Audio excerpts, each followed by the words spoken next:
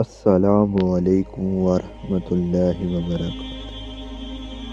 آج ہم ایک خوبصورت حدیث پر غور کریں گے جو ہماری زندگی کو بدل سکتی ہے۔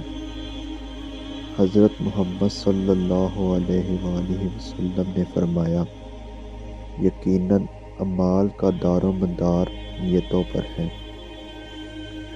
یہ حدیث صحیح بخاری اور صحیح مسلم میں موجود ہے۔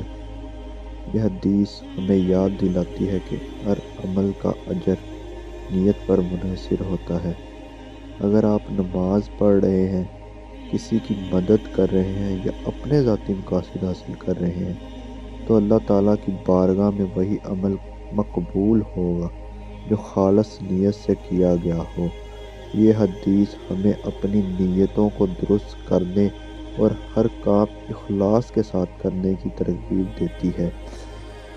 دوستو، اس حدیث کو اپنی زندگی کا حصہ بنائیں اور اپنی نیتوں کو درست کریں۔ اللہ آپ کا حامی و ناصر ہو۔ السلام علیکم ورحمۃ اللہ وبرکاتہ۔